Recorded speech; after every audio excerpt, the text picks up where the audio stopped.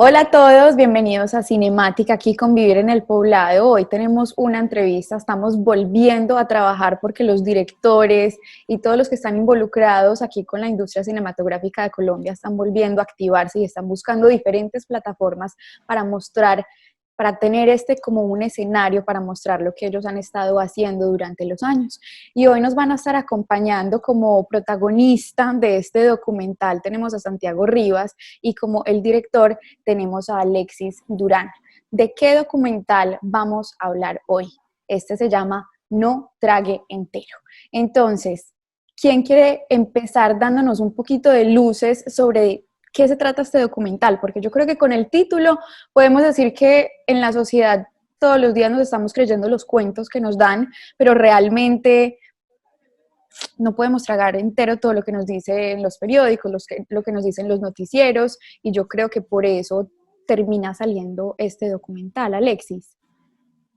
Pues sí, pues nada, muchas gracias por este espacio. Efectivamente, estamos estrenando el documental No Trague Entero con el señor protagonista Santiago Rivas, que pues estuvimos mucho tiempo investigando y queriendo hablar sobre básicamente los miedos que nos acechan en las comunicaciones hoy en día. Me has dicho, el miedo a la comunicación viene desde hace muchos siglos. Si tú te pones a ver desde la escritura de la Biblia, comenzaron a escribirse códigos con los cuales uno tenía que comportarse en sociedad, y si no, te castigaban con miedo, puro miedo, ¿no? El infierno, esto. Pero claro, llega una época donde estamos en una época de hiperinformación, donde los mensajes que te llegan con miedo, con desinformación, bueno, en fin, se vienen y te atacan de una manera de tal magnitud, te atacan que genera una época de mucha ansiedad. Entonces, lo que quisimos rescatar es mejor dicho, en la falsedad en las comunicaciones, o no tanto que sean noticias falsas, porque el documental va mucho más allá de las noticias falsas.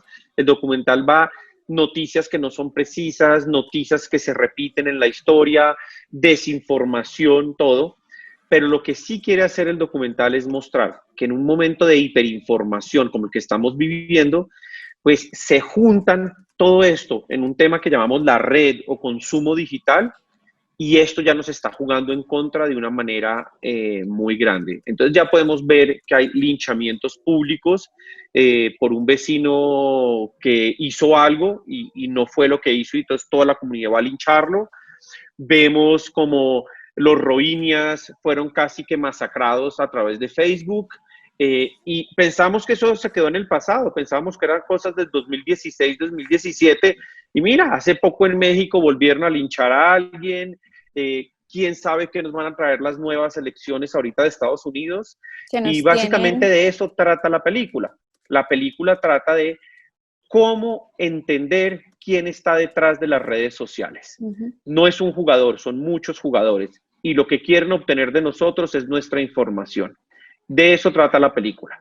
Y es una búsqueda sociológica, filosófica de todo lo que está pasando en las comunicaciones hoy en día.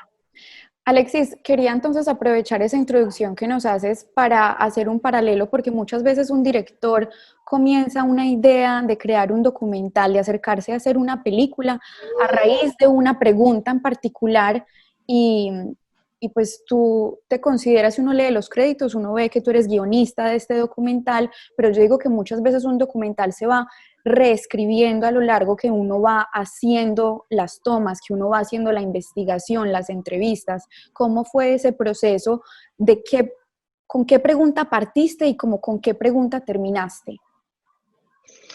Pues básicamente salíamos de un tema, personalmente yo salí de un tema de investigar sobre cómo nos estamos comunicando en la sociedad.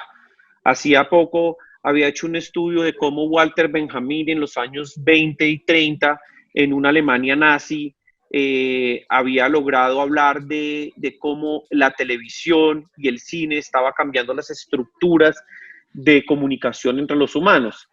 Luego me encontré también con Marguerite Duras en los años 80, que decía que las comunicaciones en el futuro iban a ser una pesadilla porque íbamos a estar sobreinformados. Y pues, ¿quién hubiera pensado que el estar sobreinformados iba a ser algo malo? Entonces, pues, básicamente yo salí de entender qué es lo que estaba pasando como la comunicación, cómo nos afectaba. Teníamos una tesis muy clara y es que el hecho de consumir noticias era también un tema de consumir alimentos, de lo que estamos consumiendo del mundo.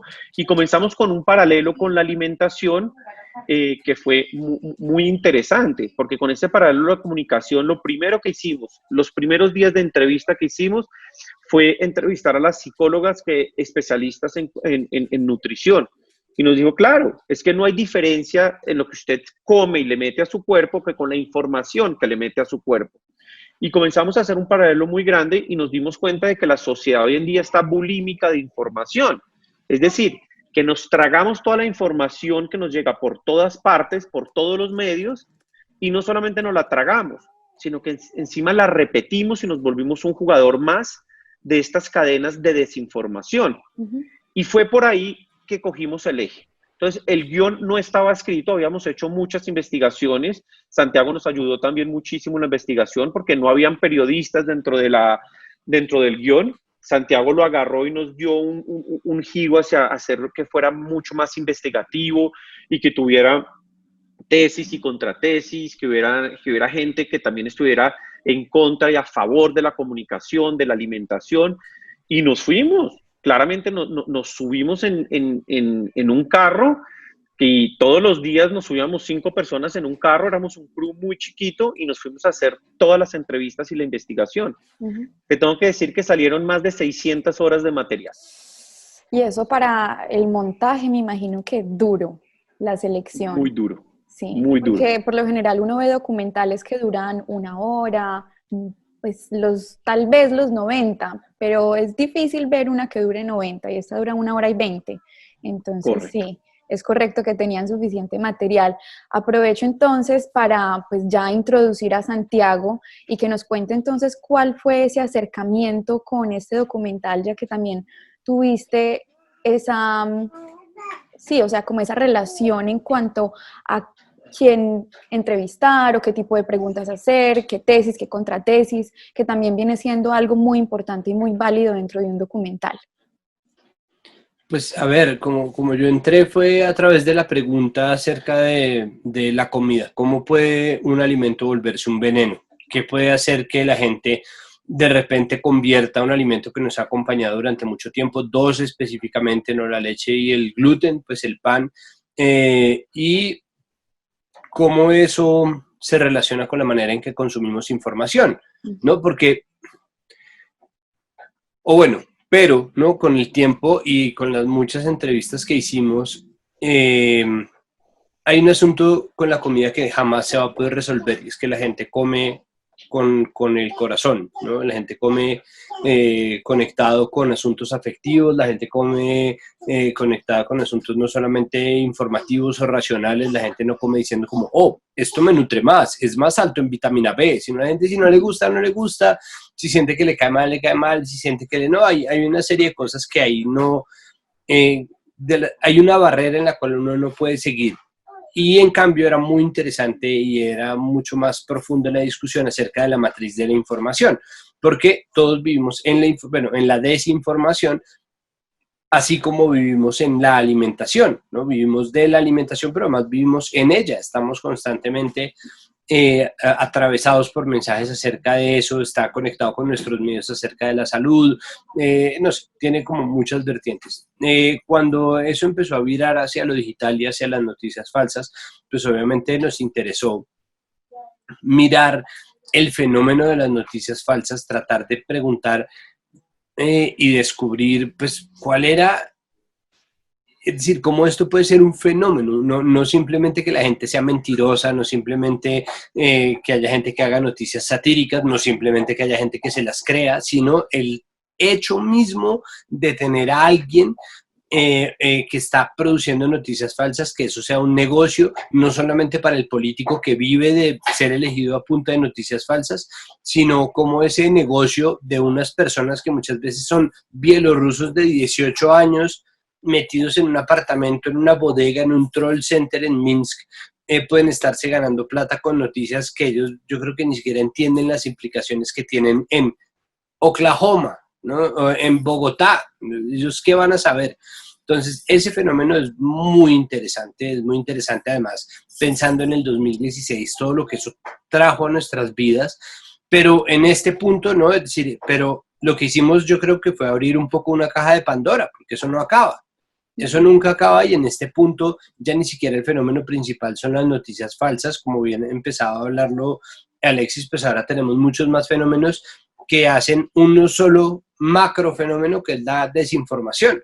Y si ustedes miran, por ejemplo, las elecciones estadounidenses en las que estamos ahorita metidos, pues la desinformación es gigantesca en gran parte porque, por declaraciones, ni siquiera necesariamente porque haya noticias falsas o porque las teorías de conspiración hayan tenido un gran revuelo, que no lo tuvieron, ¿no? QAnon obviamente hizo presencia, las teorías de conspiración, las noticias falsas de Rusia, de Irán, de China, y sin embargo eso no fue el mayor ingrediente de caos o el mayor ingrediente de desinformación en toda esta campaña electoral. El mayor ingrediente de desinformación fue Trump, ¿no?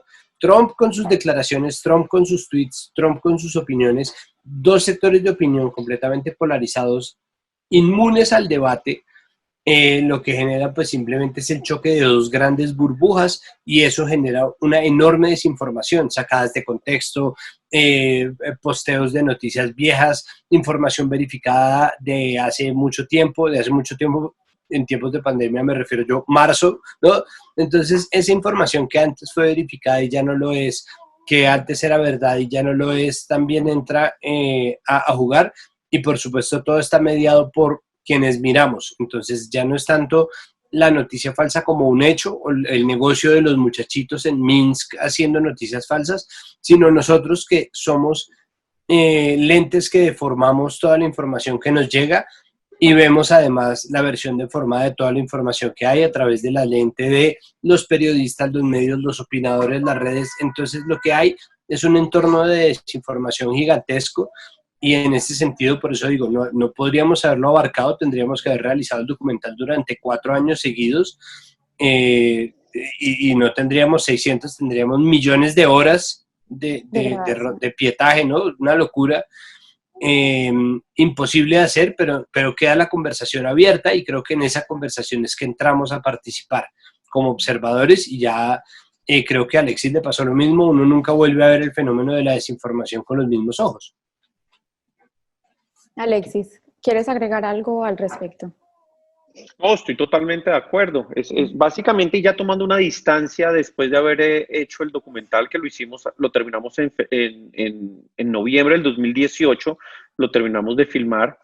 En 2019 hicimos toda la postproducción y viéndolo con cierta distancia, pues yo siento que el documental es muy puntual en ser un documental pedagógico, en enseñarle al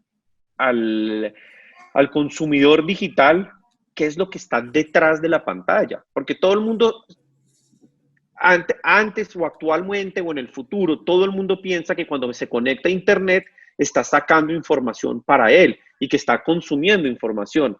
Pero también tiene que entender que todas las palabras que está poniendo los motores de búsqueda son filtradas para que el algoritmo de Internet vaya generando un perfil de la persona que está ahí. Y a eso se le suma que entonces tengo mi celular, bajo una app, me la meto en el bolsillo y pues me están siguiendo todo el día, sabemos dónde estamos. Digamos que son cosas que no han cambiado. Los que están detrás, los que se están lucrando de Internet, sea el político, sea la agencia digital, sea la app que yo baje gratis, sea el juego, sea el motor de búsqueda, todos se lucran buscando información del personaje, en este caso, del cibernauta que está desapercibido, pensando que, ay, voy a comprar una bicicleta. Y después, claro, después le estás dando información de ellos, estás diciendo que eres deportista, que quieres una bicicleta de tal precio, que estás en tal nivel socioeconómico, que está todo. Y entonces lo que hacemos en el documental, y que lo vimos desde el 2018, era que te perfilaban en Internet y que esa información tenía un costo. Y hoy en día, en el 2020, se transa en la bolsa más costoso, es más costoso la información y los perfiles de los usuarios que el mismo petróleo. Ujú. ¿Sí? En el Porque se mueve stock, mucho dinero que en no se las ve. 500 empresas que se hacen en el Stock Exchange en Nueva York, hay más, están valorizadas más caras las informaciones de los consumidores que el petróleo mismo. Entonces, pues es bastante diciente lo que está pasando. Quería comentar algo al respecto porque yo creo que es inevitable hacer ese paralelo porque pues este documental sale en un momento muy acorde a lo que también está pasando, por ejemplo, en la plataforma Netflix con el documental de The Social Dilemma que causó tanto revuelo no solamente en Estados Unidos, sino que en todas las partes que pudieron, en todos los países que tuvieron acceso a este documental.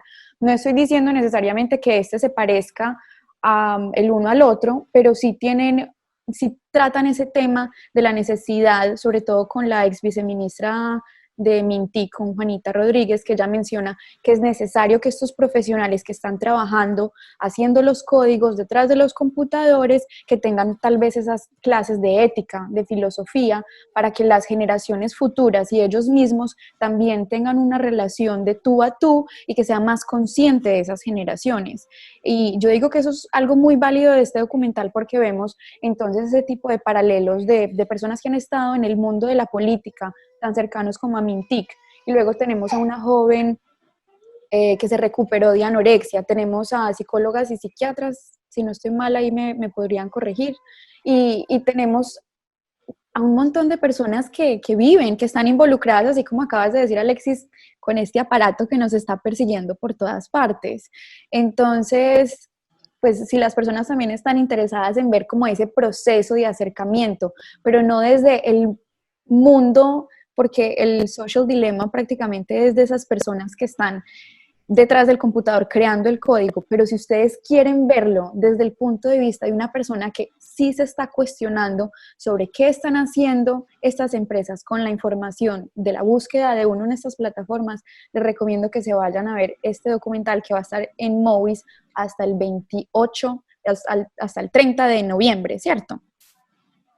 Pues la idea es que siga, está desde el 28 De de octubre, octubre. Uh-huh. y la idea es que permanezca ahí y lo puedan ver en cualquier momento. Exacto. Quería hacerles una pregunta porque yo vi que ustedes estudiaron los dos Bellas Artes y ahí veo a Santiago que está con un bebé y quería hacerles una pregunta porque es un documental diferente.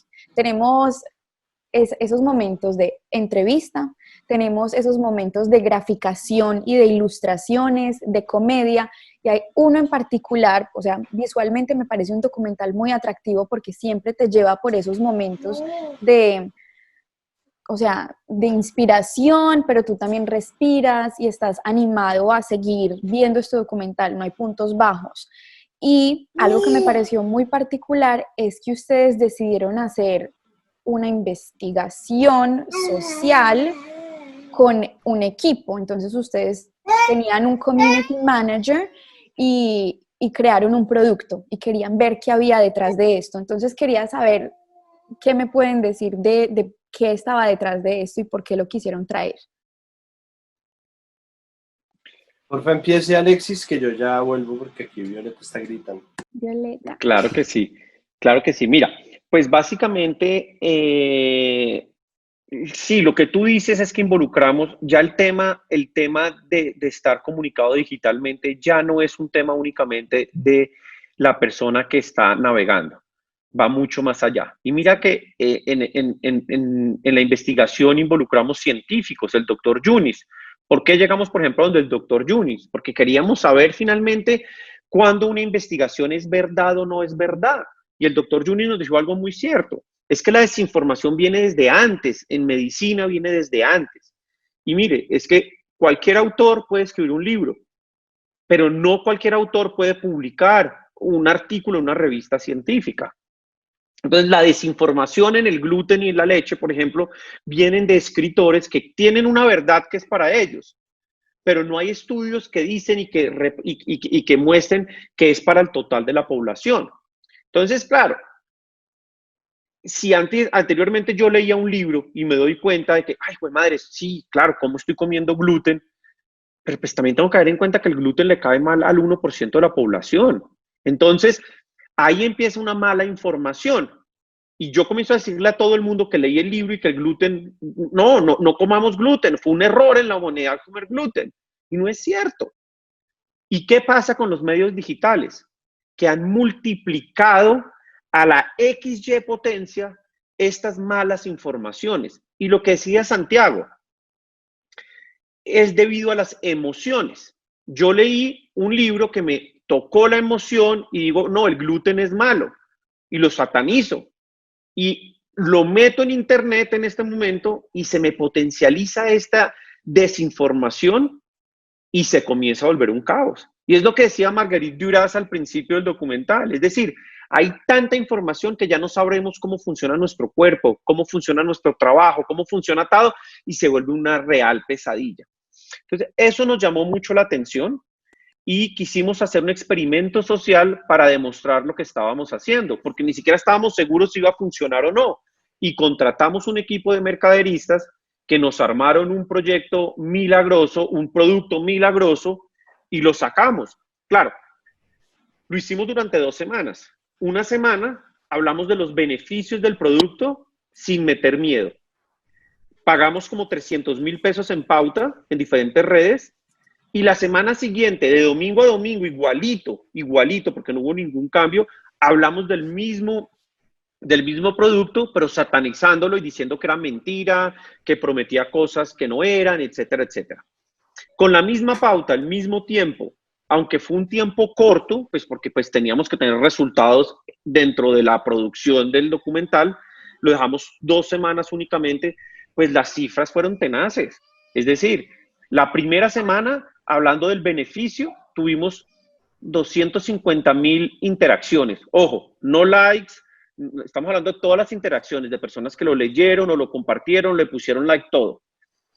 Igualito, con el mismo presupuesto, la semana después, cuando nos tiramos nuestro propio producto, hubo 1.750.000 interacciones. Y lo que dice Santiago ahí es verdad, y dice, la noticia mala, la noticia con miedo, viajó como 8 veces más rápido, en el mismo tiempo. Ese fue el experimento que nos llamó mucho la atención, y que luego, mientras que estuvimos haciendo todo el lanzamiento del documental, volvimos a tomar esta noticia falsa del producto milagroso para invitar a la gente que cayera en esta noticia falsa que viera el documental. Y volvieron a caer más o menos unas 2,5 millones de personas que tuvieron interacción. Entonces, pues fíjate que es un tema que es un estudio, o sea, es un experimento social muy diciente. Muy diciente Es que, que... Ajá, dale, Santiago. perdóname, pues es que ahí lo único que yo lamento es que hayamos empezado tan tarde con el experimento porque entero daba para hacer un documental solo, ¿no? El producto entero daba para hacerle un seguimiento, tener interacción real con cada una de las personas que cliqueaba o que preguntaba, tratar de, ¿no? Hay tantas historias ahí y tantas emociones envueltas que obviamente ahí es yo creo donde nos agarra o donde se revela nuestra formación como artistas plásticos, porque es que las artes plásticas se hacen así, ¿no? Entonces, Marina Abramovich se sienta una semana a mirar a la gente a los ojos y dura eso, y las métricas de eso son valiosas, pero en términos de ciencias sociales, en términos de mediciones reales, se necesita un poco más de tiempo para tener datos tabulables. La estadística del arte, de las reacciones al arte, es obviamente muy distinta y nosotros lo pensamos casi como un performance, ¿no? Casi como un happening, como una cosa que pasa y se mide en el segundo, y las mediciones igual son interesantes. Simplemente creo que valdría la pena notar que estamos frente a una doble capa de miedo, ¿no? Si nosotros al revelarlo y denunciarlo estamos dándole más bombo, estamos aprovechando a la gente que difunde un miedo fundamentado o bien fundado a los productos, entre comillas, milagrosos de las dietas, para darle bombo o darle réplica o darle vuelo a un miedo ancestral, pues no ancestral, pero sí un miedo cultural que tiene mucho más tiempo, que es el miedo a la mala salud, ¿no? Ese sí es ancestral, ¿no? Y la mala salud traducido en el estándar ahorita de estar gordo, estar flaco, tener o no tener, ¿no? Entonces, en ese sentido, y yo, bueno, yo no estuve para la siguiente etapa, pero me parece que era, incluso se le añadía una capa más de complejidad cuando se ha dicho que la gente que tiene sobrepeso o que tiene diabetes o que tiene alguna condición corporal relacionada con el sobrepeso, como la hipertensión o la diabetes, puede tener complicaciones en términos de la COVID-19, es decir, cuando se le puede complicar la enfermedad de la pandemia, pues obviamente estar flaco o bajar de peso se vuelve una necesidad mucho más urgente de lo que era en el momento en que nosotros lo hicimos hace 2 años, y hace 2 años igual la gente estaba enloquecida por adelgazar. Entonces, ese es un miedo viejo, ¿no? Estamos enfrentándonos a un miedo que tiene ya mucho tiempo y que se ha encargado de reforzar la cultura y la cultura pop y el entretenimiento cada vez que puede. Y por eso, por ejemplo, decidieron traer entonces actualidad panamericana para poder tener entonces esos dos lados de decir la verdad y decir la mentira, como para ver quién atacaba y quién mordía primero el pez. Sí, pues es que Actualidad Panamericana, que siempre ha sido claro en que se trata de un portal satírico de noticias, igual se convirtió en un pasatiempo durante mucho tiempo para la gente que quería ver a los periodistas o a los políticos caer en las noticias falsas de Actualidad Panamericana. Entonces, ellos no solamente eran expertos armando noticias que no eran verdad, a pesar de que ellos aclararan, ¿no? Ellos pertenecen a otro lado del espectro, que son las noticias satíricas, pero se los confunde hasta el punto en que a uno muchas veces le preguntan, ¿y tú ya caíste en una noticia falsa? Y es como, creo que no es el punto, es decir, no, claro, todo el mundo, pero tal vez no en esas. Y creo que lo que ellos hacen muy bien es leer la realidad, convertirla en una parodia y con base en eso escribir noticias que son no solamente falsas, sino que dicen verdades, ¿no? Esa es la gran maravilla de la sátira, que a través de la ficción dice muchas verdades, siendo que las noticias falsas dicen mentiras y ya. Puede ser la verosimilitud, puede ser el tono noticioso, la redacción, pero pues ahí está. Y precisamente termina siendo relevante el hecho de cómo se redacta o de cómo se usa, porque a la hora de ver noticias falsas o de ver desinformaciones por internet, uno tiene que fijarse muy bien y sospechar mucho de quienes utilizan recursos como alerta, cuidado, esto no quieren que lo sepas en no sé dónde, esto replícalo, ¿no? Entonces ese llamado al bueno, te vi, también tiene mucho que ver con el mecanismo de lo falso. Tú hablabas del social dilemma, pues precisamente son respuestas emocionales hechas y diseñadas para el tipo de plataforma que tenemos. Por eso es tan relevante que Twitter ponga un mecanismo de verificación en el retweet. Entonces uno va a retuitear como, sí señor, retuitea, y le dice, un momento, usted no se ha leído el artículo. O le pone a pensarlo 2 veces, retuitear, y le sale como, puede poner un comentario. Entonces eso hace que uno lo piense otra vez y diga, y mucha gente lo va a retuitear igual, ¿no? Pero ese mecanismo de doble verificación está en el diseño de la plataforma y toma un microsegundo, pero ese microsegundo sirve para que uno lo piense y pensándolo reflexione y reflexionando tal vez detenga el flujo de desinformación. Sí, es que hoy en día eso es lo que necesitamos. Hay que replantear antes de ponerse a publicar así a lo loco y ver que sí hay unas consecuencias a hacer esto. Quería aprovechar para preguntar que, pues obviamente tú también eres reconocido por utilizar el humor y la comedia dentro de tus temas, dentro de tu trabajo, y quería saber si esto tenía un papel fundamental dentro de este documental. Pues la idea sí era meterle obviamente un tono tan coloquial como fuera posible, poder hablar de las cosas familiarmente, poder utilizar como un estilo mucho más horizontal y tratar de hacerlo tan poco académico como fuera posible, no por falta de rigor, sino por por desacartonamiento, ¿no? Como la idea era ser rigurosos y pues de nuevo 600 horas de entrevistas tratando de desentrañar algo que es casi que imposible de desentrañar o que no para de entrañarse, ¿no? Entonces, sí, claro, la idea era poderlo contar de manera graciosa, ver en dónde existía espacio para lo histriónico, pero al mismo tiempo poderlo hablar de una manera tranquila, sobre todo tranquila. Creo que la gracia no era hacer chiste de todo, sino más bien buscar, si cabe, cabe el chiste, sino simplemente tratarlo de hacer relajado y en un tono tan aterrizado como sea posible. Sí, y se nota, porque el chiste, si se hace, relativamente no le quita la importancia al trabajo investigativo que hay detrás de este. Alexis, tal vez de este documental, ¿crees que haya nacido otra oportunidad, otra idea, otra pregunta para documentales futuros que quieras hacer? Sí, por supuesto. De hecho, este documental nació en el 2016 cuando mi productora, que se llama Imaginaria Films e Imaginaria Cine, decidimos hacer contenido.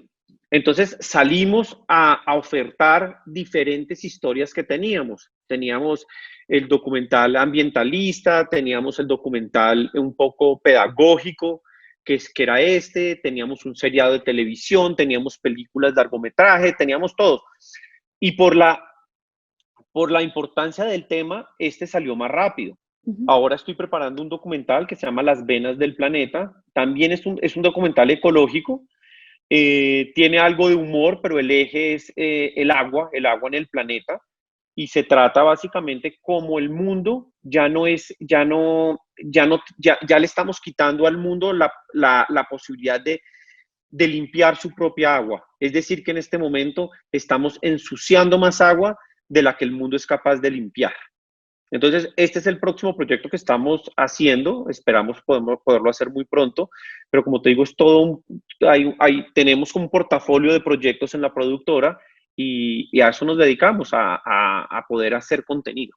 A poder hacer contenido que genere preguntas y que ponga a la gente a replantear sobre cómo se están haciendo las cosas. Bueno, yo creo que hemos llegado al final. Recuerden a todos los seguidores de Vivir en el Poblado que pueden ver esta película en la plataforma de Movies, No Trague Entero. Y ya Alexis Durán, gracias por acompañarnos, también a Santiago Rivas y a su hija que también nos estuvo acompañando, Violeta. Muchas gracias. A ti muchas gracias por el espacio y nada, muy chévere volver a ver a Santiago. Nos divertimos mucho en la filmación. Esto eran entrevistas y chistes. Recuerdo cuando el doctor Yunis nos abre la puerta para recibirnos y lo primero que se le ocurre a Santiago es decirle, ¿acepta el reto blanco? No, mira, nos mató de la risa a todos. Y fue ese tema espontáneo que Santiago agarró muy bien, que le da, yo creo que esta ligereza, este tono que tiene el documental. Eso se lo debo 100% a Santiago y toda la parte de investigación. Y creo que hicimos un equipo muy chévere y se ve en la película, que es profundo, es claro, es filosófico en el sentido de que estamos analizando un problema que hay en la sociedad hoy en día y analizamos a ver qué va a pasar. Y sobre todo invitamos a que la gente deje de ser analfabeta digital, que entienda qué hay detrás de las comunicaciones hoy en día, que es muy diferente a las comunicaciones como las manejábamos con prensa escrita o con televisión. Hoy en día esto se explotó y es muy importante que lo vean para que sepan con qué jugadores o contra qué jugadores estamos cada vez que entramos a nuestras redes. Exacto. Bueno, eso es todo. Muchísimas gracias entonces por estar acá con nosotros. Vale, muchísimas gracias. Listo, que les vaya muy bien y muchos éxitos. Lo mismo. Chao.